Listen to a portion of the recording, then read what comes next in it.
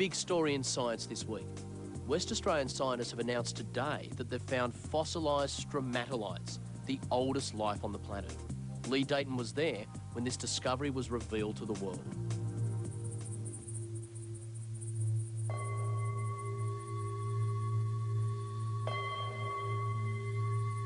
This landscape has withstood the ravages of time. Its rocks are amongst the oldest on Earth.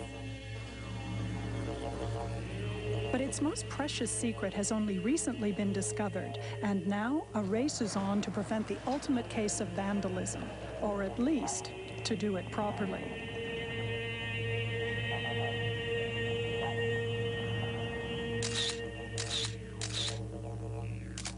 And this is what's caused the excitement.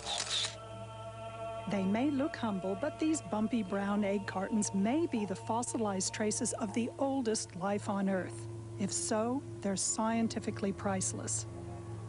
Trouble is, they may also be worth cold, hard cash on the international fossil market, and that means they're a tempting target for unscrupulous collectors.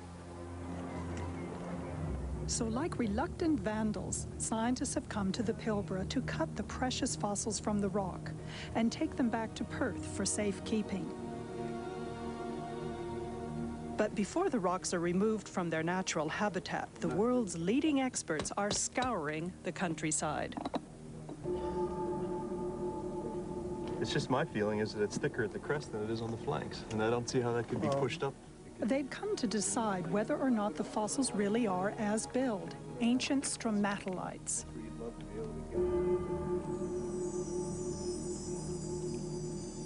Living stromatolites can still be seen today in the warm, shallow waters of Shark Bay.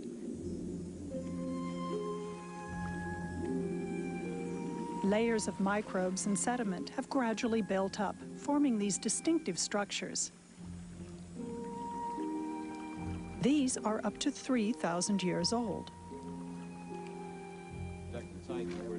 But for this early life crowd, the possibility of finding 3.5 billion-year-old fossil stromatolites is a very big deal indeed. I think this is just tremendous. I mean, this is, I think, the best place in the world to look for early life. I'm extremely excited. I think this is a dream trip for most of us interested in early biosphere evolution. This is where a lot of the record is. This type of environment may well have been represented on Mars 4 billion years ago, and so I'm extremely excited to see what we're going to be looking at today. And we've been working up to this today. We've been seeing the preliminaries up to now, and this is the big event.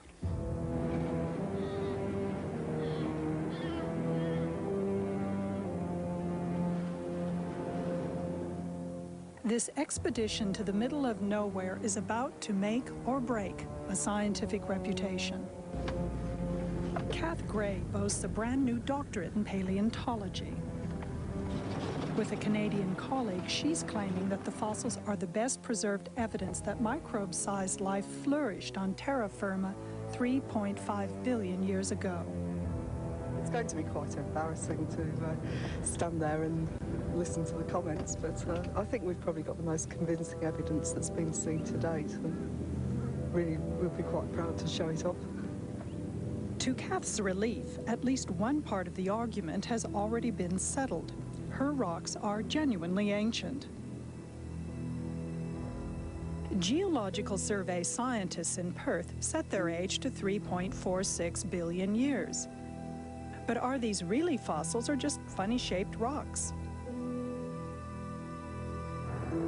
The international experts remain skeptical, and they're prepared to rip any weak evidence to shreds.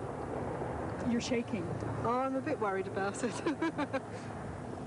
Hans Hoffman and I work on the shape of the structures, and we're fairly convinced from that evidence, but everybody else has their own expertise, and they want to try and get their own evidence to show it. It's all circumstantial.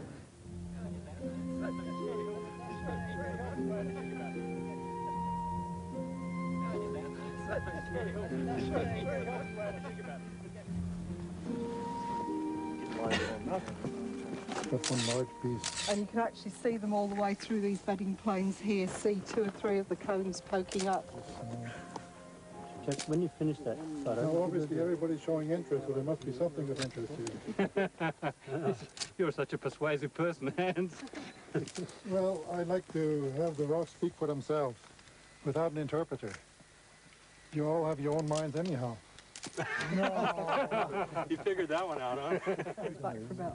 So what were the rocks saying? Kath's mentor, Professor Malcolm Walter's first call is that they are indeed biogenic, that is, made by ancient microbes. It would be very difficult to understand how it could have formed by any mechanism other than a biological one, I think. But I've become very cautious over the years in interpreting these things. It's very easy to make a mistake. I would call them probable stromatolites. According to Stan Aramic, Kath's conical fossils resemble the shapes made by modern stromatolite-building microbes. And their uniform alignment suggests they were formed within flowing water, one cone hiding behind the other to keep out of tidal currents. We don't yet know of any non-biological process that can produce the cones. We know biological processes. Microbes in Yellowstone National Park are producing cones. And there's a rich record of conical stromatolites, some with microfossils in younger rocks. So we use all that experience and bring it to bear here. Then maybe someone will come out saying, I've got a totally physical or a chemical way of producing cones. And that's how science works. Dangerously close to the precious surface here. Ex-NASA man Professor Jack Farmer concurs with Malcolm and Stan's caution. But there are other things that need to be, sort of added to the story here, and I think all of us are sort of sitting on the fence to wait and see, well, what other evidence can we come up with that would help us sort of get off the fence, so to speak. This exquisitely preserved surface isn't enough to dispel all doubts. It doesn't reveal how the structure was formed. Could it have resulted from weathering or even chemical reactions? Stromatolites form when sediments stick to tiny strand-like microbes. As the microbes grow toward the light, they leave behind distinctive rocky layers.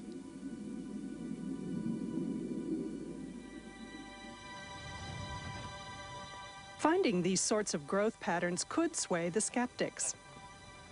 And guess what? That's exactly what lay amidst the spinifex, just a few meters further up the hill. This is a really exciting surface, and the reason it's really exciting is because we see them very clearly in cross-section here, which we don't see elsewhere. Well, here, for example, we have one that starts out as a very sharp cone. We follow the center of the cone up. We see it becomes a dome, and then it becomes a cone again, and then it becomes a cone again, and finally disappears. So what you've had at any one particular time in this region here and here is a mound on the seafloor, either a cone or a dome, and it's stayed in the same place for a long period of time. This makes the structures look much more biological. That's music to Kath's ears. I'm really pleased because I think they've come to more or less the same conclusion that Hans and I did, that it's extremely difficult to explain such complexity away by any other means but biogenicity. There are other explanations we still have to consider, but forms like this little branching structure here, it's very, very difficult to think of any other mechanism that can produce something as complex as that.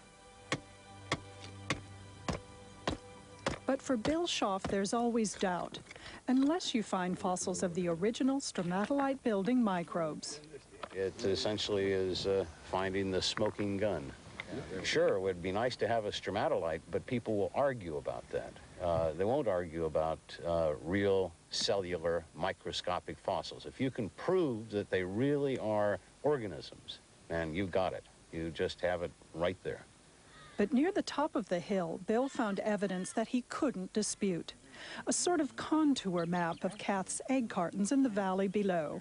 If you look at this slab initially, now it's tilted up, but initially it was flat on the bottom of the sea, and over time it has been tilted up into this position. The other thing that is really interesting here is that you do have little ones like this one, and this one, and this one, and you got intermediate-sized ones, and you got big ones. And what's interesting about that is that that's typical of life. And boy, that's neat, because this is approximately 3.5 billion years ago. This is 3/4 the age of the Earth. At the end of the day, a consensus had emerged. Kath's objects were probably built by living organisms. Bill summed it up. It would be extraordinarily difficult, it seems to me, to make up any sort of plausible story to explain these away and to claim that they weren't biological. I just think it's really, really, really difficult to do so.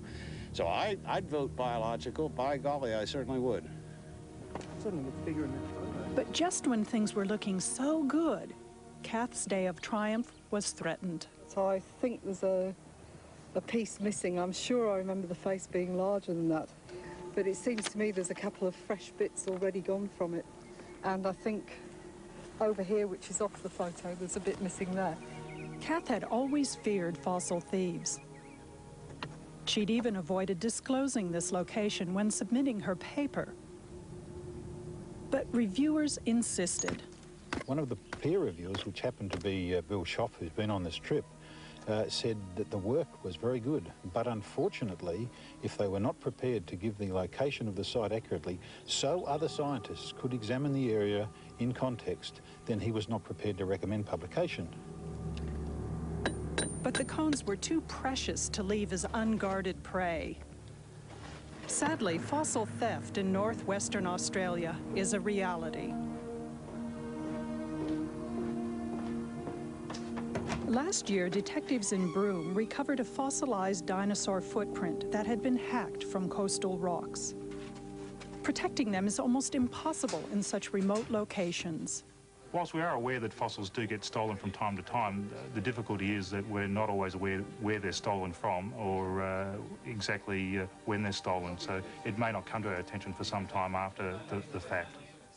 The alleged culprits are now before the courts.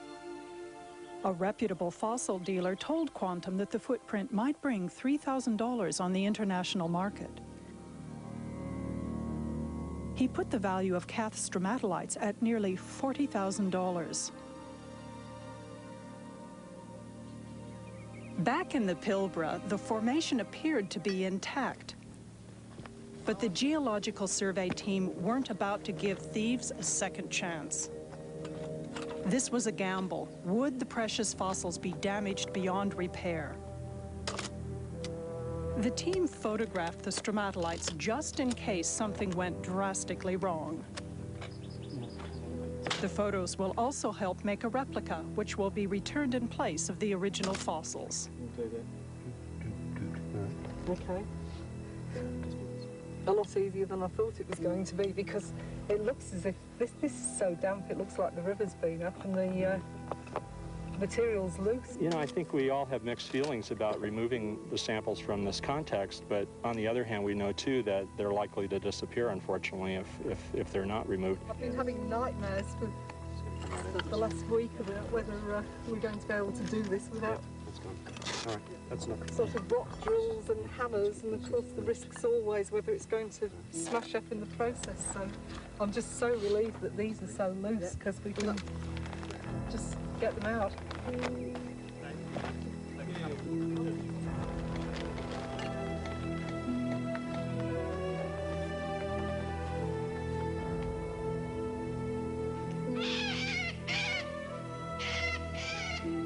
It's ironic that after 3.5 billion years, these things that sat there not bothering anybody have had to be taken away just because in the last 10 years we've had some people that were too greedy.